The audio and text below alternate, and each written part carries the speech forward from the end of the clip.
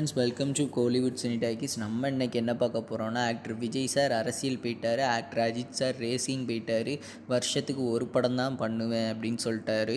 வருஷத்துக்கு ஒரு படம்னாலுமே இந்த வருஷம் எந்த படமும் ரிலீஸ் ஆக போகிறதில்ல. காரணம், அவருடைய AK-64 வந்து இந்த மாதம் எண்டிங்கில் தான் ஷூட்டிங்கே ஸ்டார்ட் பண்ண போகிறாங்க. அதுவுமே கன்ஃபார்மாக தெரில. இந்த மாதங்கிறது அடுத்த மாதம் ஆகலாம், இல்லைன்னா மே ஆகலாம்.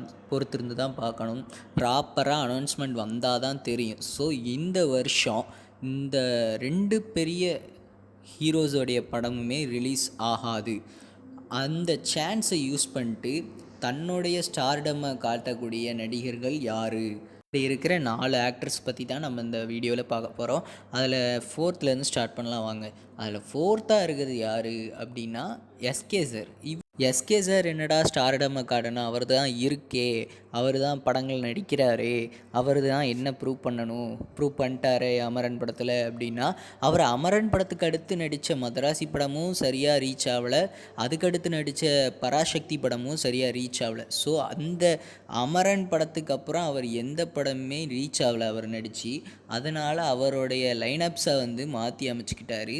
அதுக்கேற்ற மாதிரி ஒரு கதைகளையும் அவர் கேட்டுக்கிட்டு வராரு, சைன் பண்ணிட்டும் வராரு. இப்போ அதோடைய ஷூட்டிங்கும் நடந்துக்கிட்டு இருக்குது. அதில் ஃபஸ்ட்டு இருக்கிற படம்னா சேவன்.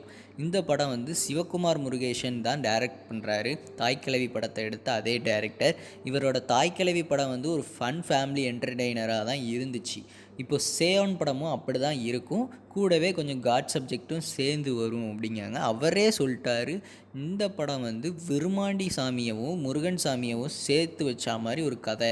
இது வந்து ஒரு புது ட்ரை தான். இது வந்து எந்த ஒரு தெய்வத்தையும் கஷ்டப்படுத்துகிற மாதிரியோ கிண்டல் பண்ணுற மாதிரியோ எடுக்க மாட்டேன். இதை வந்து நான் இங்கே சொல்லிக்கிறேன் அப்படின்னு தாய்க்கிழவியோட சக்ஸஸ் மீட்டில் சொல்லிட்டாரு.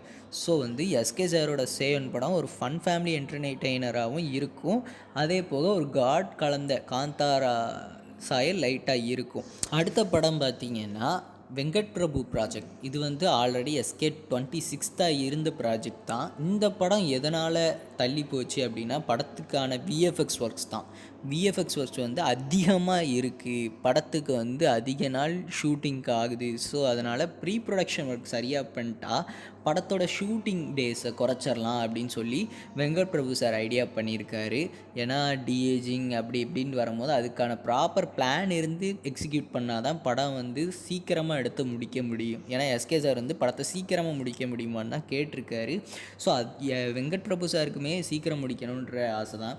படத்தோடைய பட்ஜெட்டுமே கொஞ்சம் அதிகமாக இருக்குது. இப்போ SK-28 பார்த்திங்கன்னா ஆல்ரெடி அனௌன்ஸ் பண்ணி ட்ராப் அவுட் ஆகிட்டுன்னு சொல்லப்பட்ட SK சிபி சக்கரவர்த்தி ப்ராஜெக்ட். இந்த லிஸ்ட்டில் 3ஆவதாக இருக்கிறது சிம்பு சார். சிம்பு சார் தன்னுடைய ஸ்டார்டம்மை ப்ரூவ் பண்ணுறதுக்கான லைனப்ஸை வந்து அவர் ஆல்ரெடி வச்சுருந்தார். இப்போ அதில் ஒரு சில டேரக்டர் இஷ்யூஸால் இப்போ அதை மாற்றி அமைச்சிருக்காரு. அதில் ஃபஸ்ட்டாக இருக்கிறது STR-49 அரசன் படத்தோட ஷூட்டிங் வந்து இப்போ செகண்ட் ஷெட்யூல் ஸ்டார்ட் பண்ணி போயிட்டுருக்கு. இதை வந்து ஒரே ஷெட்யூலாக போட்டு முடித்து படத்தை டோட்டலாக ஃபுல்லாக முடிச்சிடலாம் ஷூட்டிங்கை அப்படின்னு பிளான் பண்ணியிருக்கிறாங்க. அதுக்கடுத்து STR-50 இருந்த தேசிங்கு பெரியசாமி ப்ராஜெக்ட் வந்து இப்போ STR-51 அஸ்வத் மாரிமுத்து சாரோட ப்ராஜெக்டாக மாறி இருக்குது. இந்த ப்ராஜெக்டை வந்து நெக்ஸ்ட் மந்த் ஷூட்டிங் ஸ்டார்ட் பண்ணுறாங்க. இந்த படத்தையும் அரசன் படத்தையும் சிம்பு சார் வந்து பேரலாக ஸ்டார்ட் பண்ணுவார். இந்த ஃபஸ்ட் டைமே சிம்பு சாரோட சினி லைஃப்பில் பேரலாக ஷூட்டிங் பண்ணுற இந்த 2 படம் தான் பண்ணுறாரு ஃபஸ்ட் டைமாக.